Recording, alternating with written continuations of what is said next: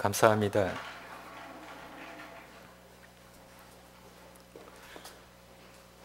날씨가 조금 풀리는 것 같습니다. 예배가 시작하기 전 김종순 할머니께서 날씨가 따뜻해지신다고 하시는데 정말 날씨가 포근해지는 것 같습니다. 지난주에 배웠던 황영욱 권사님 아버님 어머니 오늘도 같이 참석해 주셔서 감사합니다. 그리고 그 뒤에 제가 처음 뵙는 분도 있고, 어떻게 설날 연휴는 잘 보내시고 이 여독은 다 풀리시고 이제 3월을 맞이하고 계시는 겁니까? 어제 인터넷 뉴스에서 좀 우리들의 마음을 아프게 하는 내용이 있었습니다. 오늘은 3.1절인데 3.1절이 언제 일어났는지 알지 못하는 이들이 참 많다고 합니다. 마음 아픈 일입니다. 여러분 자녀들에게 꼭 3.1절은 언제 일어났는지 가르쳐 주시기 바랍니다. 꼭입니다. 오늘 우리가 읽은 성경의 내용은 참 재미있습니다.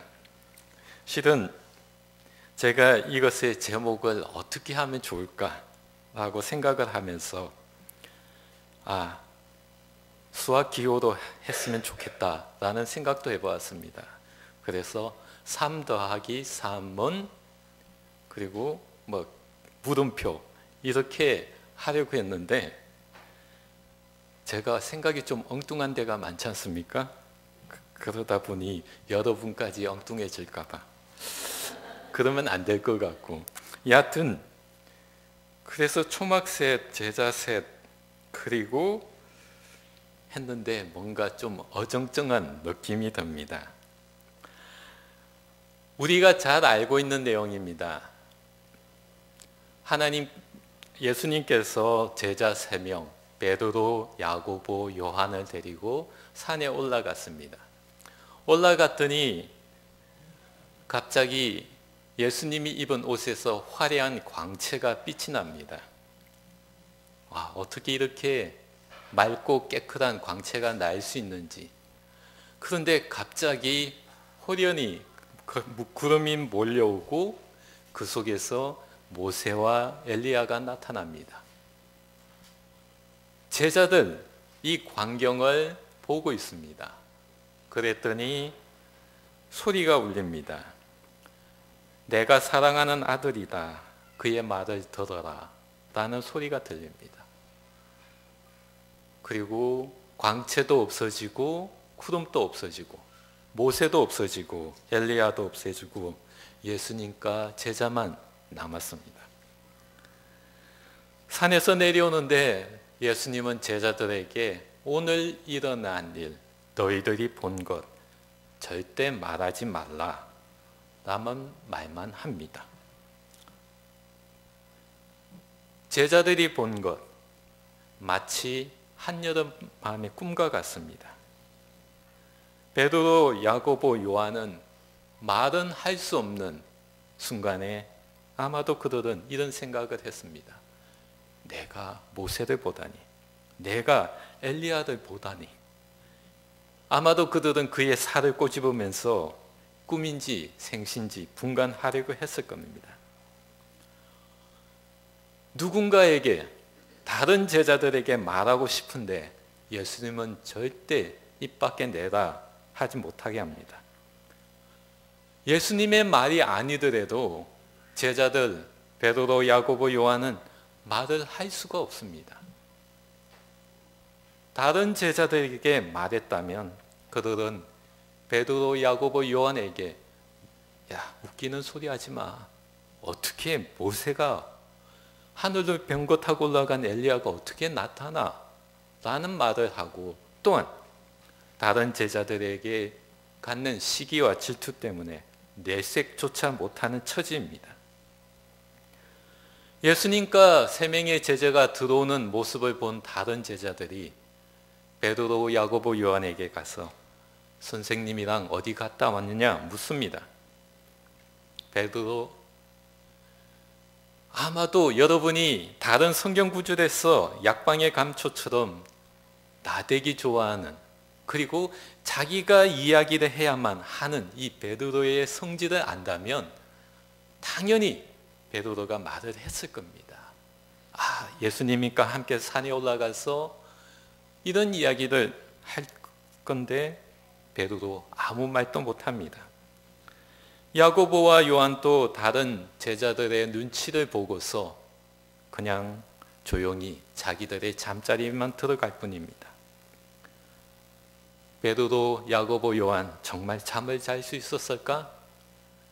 그들이 본 광경 정말 믿을 수 없는 일입니다. 대체 우리가 따르는 저 예수님 누구길래 모세가 엘리야가 나타나지? 대체 그 소리는 누구의 목소리이지? 모세? 엘리야? 아니면 하나님의 목소리? 만일 하나님의 목소리라면, 하나님을 본 자는 죽는다고 했는데 하나님의 목소리를 들었던 내 귀가 지금 붙어 있는 거야? 하는 생각을 하면서 그들의 귀를 만져보았을 것입니다. 이리 뒤척 저리 뒤척거리며 이 세 명의 제자들은 밤을 지새웠을 것입니다.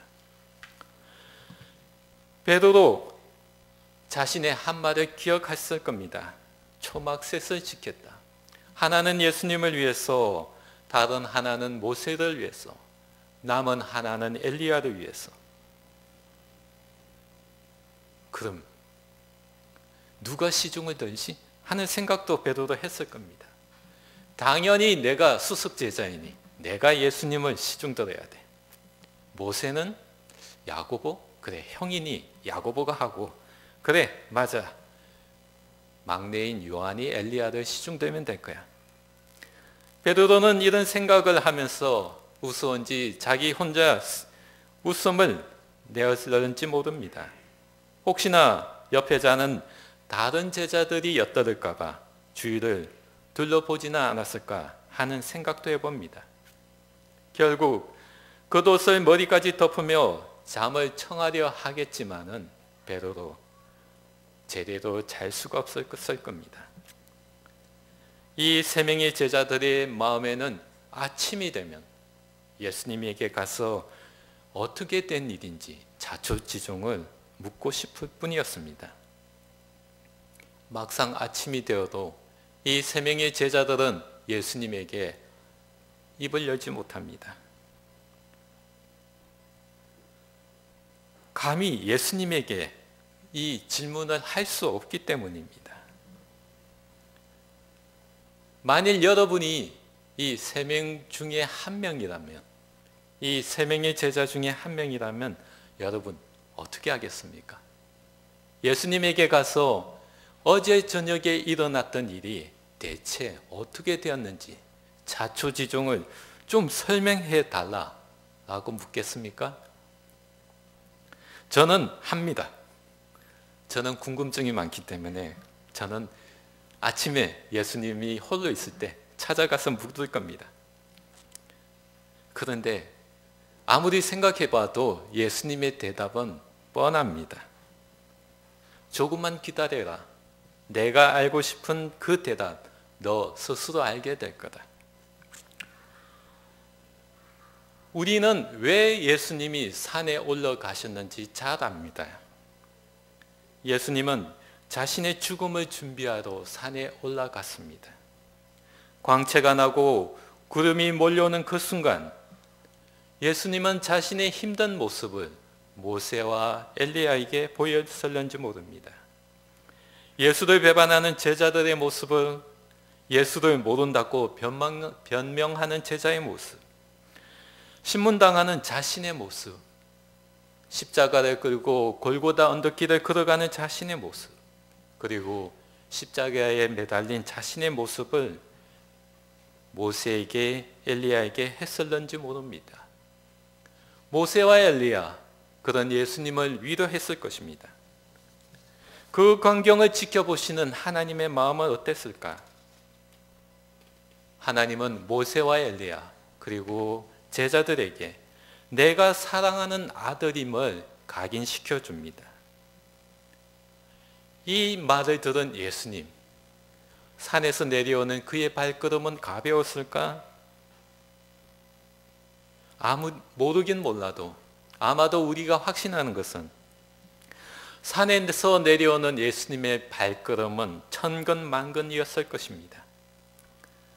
자신의 아버지가 그에게 해주었던 그 말을 의지한다 할지라도 자신에게 다가오는 십자가의 시간 어떻게 가벼울 수 있겠습니까?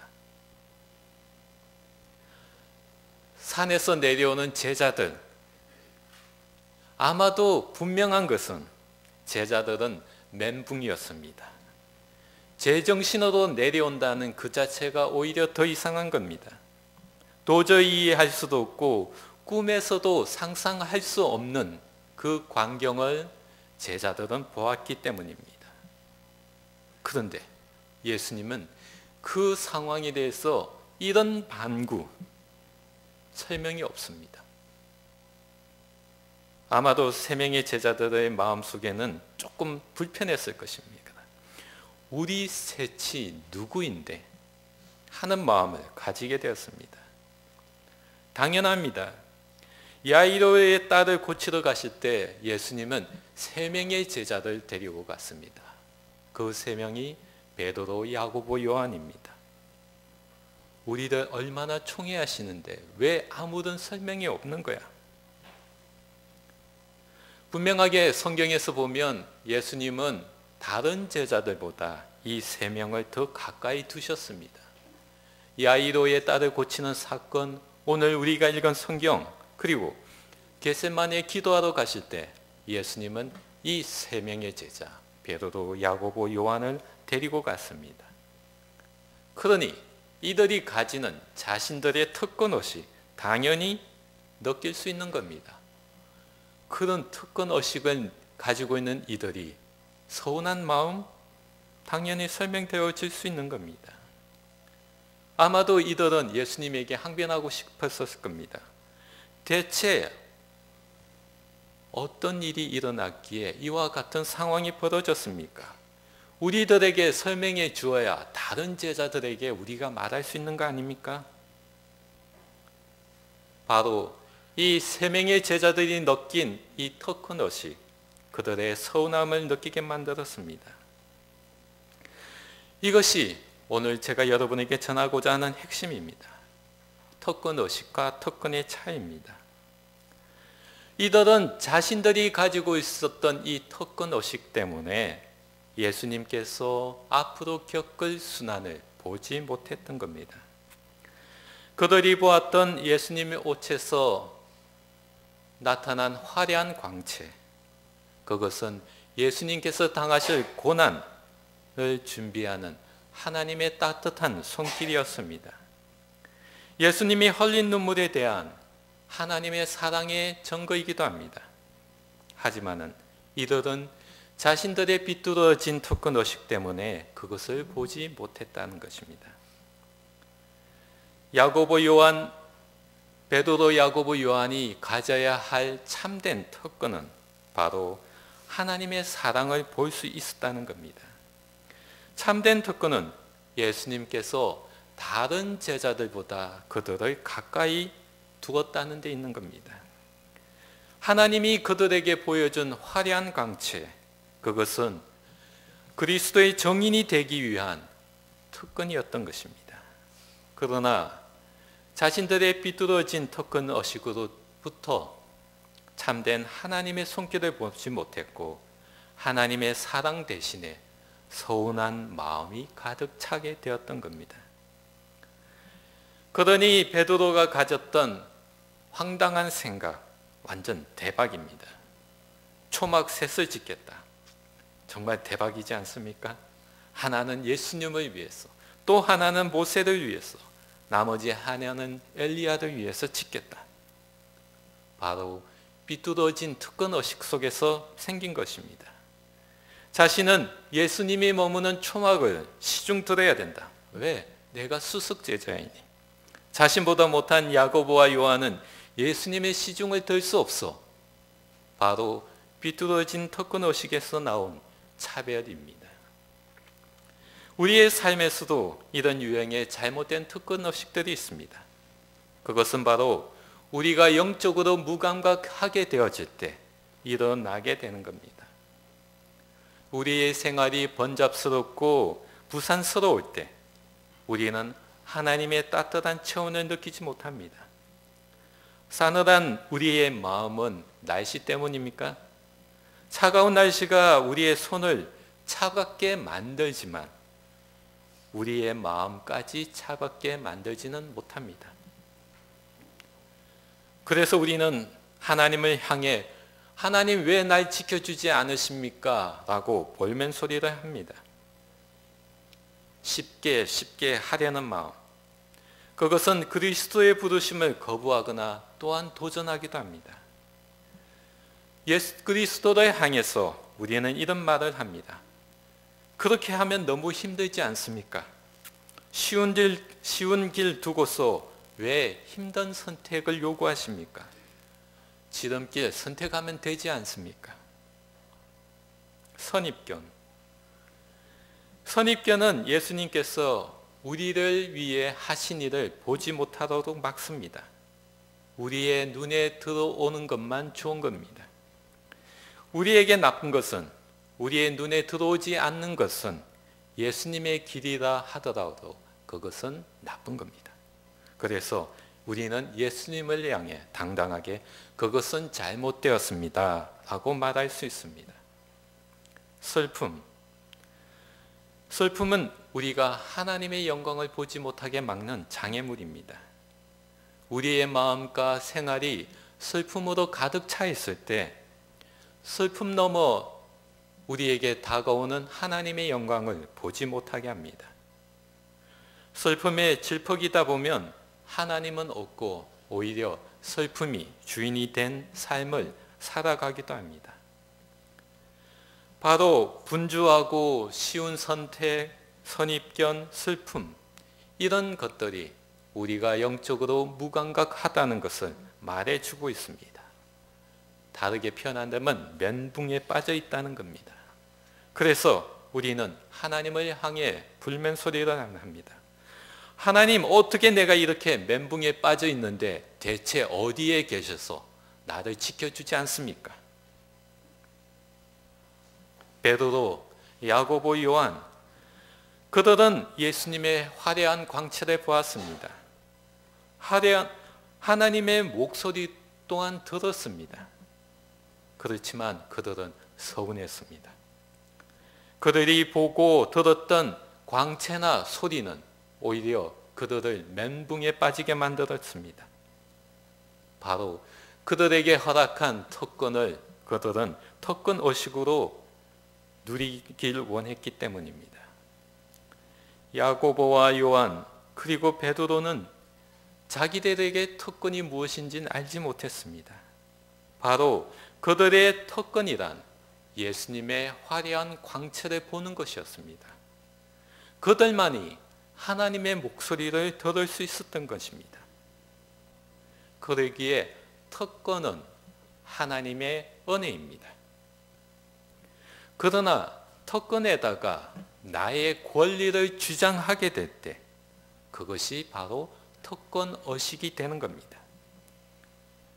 바로 베드로의 모습입니다. 베드로가 초막을 짓겠다 한 것이 바로 특권 의식이라는 겁니다. 분명한 것은 하나님의 은혜는 하나님이 주시는 것이지 우리가 요구할 수 없다는 겁니다. 초막을 짓겠다라는 것은 하나님의 은혜를 요구하는 것이나 다를 바 없는 겁니다. 예수님께서 베드로와 야고보, 요한을 다른 제자들보다 더 가까이 두신 이유는 그들이 더 큰 일을 해야 하는 소명이 있기 때문입니다. 그러나 그들이 예수님과 가까이 있다고 해서 예수님의 사랑이 그들에게 많다? 이거는 아니라는 겁니다. 예수님은 그들 그리고 다른 제자들 똑같은 자신의 제자일 뿐입니다. 분주한 생활, 쉬운 선택, 선입견, 슬픔, 이러한 모습들은 우리 일상생활 속에서 흔히 일어나는, 누구나 다 일어나는 모습입니다. 그것으로 인해서 우리가 하나님에게 더 큰 사랑을 요구할 권리는 우리에게 없습니다. 우리를 향한 사랑이 부족하다고 해서 하나님에게 볼멘소리 할 권한 또한 우리에게는 없습니다. 오히려 그러한 모습들은 우리의 삶에 하나님의 사랑이 필요하다는 것을 밝혀줄 뿐입니다. 누구나 그와 같은 생활을 하는데 우리에게 하나님의 사랑이 필요하다는 자각할 수 있는 것, 그것이 바로 우리의 특권입니다. 그것이 바로 하나님의 은혜라는 겁니다. 예수님의 광채가 하나님의 목소리를 들었던 베드로, 야고보, 요한, 바로 똑같은 특권이자 우리들의 모습이라는 겁니다. 하나님께서는 세 명의 제자에게 허락한 예수님의 광채, 그리고 자신의 목소리를 오늘 우리에게 또한 허락해 주었습니다. 다만 우리의 분주한 생활, 쉬운 선택, 선입견, 슬픔으로 인해서 그것을 내가 들을 수 있는지, 내가 볼 수 있는지 하는 문제라는 겁니다. 우리의 삶 속에서 분주한 생활, 쉬운 선택, 선입견, 슬픔, 누구나 다 있습니다. 그러면 내가 여기에서 특권의식을 주장할까? 아니면 나의 특권을 누릴까? 하는 문제가 남아있다는 겁니다. 베드로, 요한, 야고보는 그들에게 특권의식을 주장했습니다. 그들이 보았던 특권에다가 자기들이 더 나은 제자이니 하는 마음으로 하나님을 향해, 예수님을 향해 볼멘 소리를 했다는 겁니다.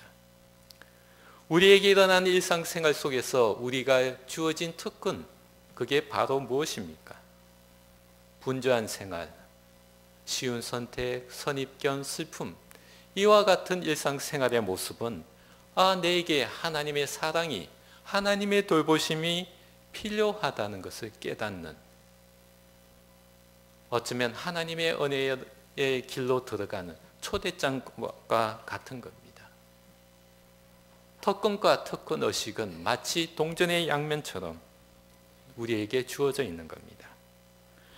오늘 여러분에게 비춰진 광채, 오늘 여러분이 듣게 되는 하나님의 목소리, 여러분은 은혜로 받아들이실 겁니까? 하나님의 특권으로 받아들일 것입니까? 아니면 특권의식으로 인해서 하나님에게 볼멘 소리를 하실 것입니까? 우리는 사순절 동안 40일간의 사랑의 여행을 떠나고 있습니다. 이 기간 동안 여러분 삶 속에서 여러분을 향한 하나님의 목소리, 예수님의 광채의 초대장을 받아들이시기 바랍니다. 여러분이 누리는, 여러분이 가지고 있는 하나님이 여러분에게 허락한 특권, 소중히 간직하시기 바랍니다. 여러분이 분주한 삶을 살아가고 있다. 쉬운 선택을 하고자 한다. 내가 어떤 선택을 하는 데 있어서 선입견을 가지고 있다. 슬픔이 있다. 바로 이것은 우리들의 삶 속에서 하나님이 우리에게 허락한 특권의 초대장을 받는 모습입니다. 그 모습을 기억하시기 바랍니다. 이것이 오늘 제가 여러분에게 드리는 하나님의 말씀입니다. 기도하겠습니다.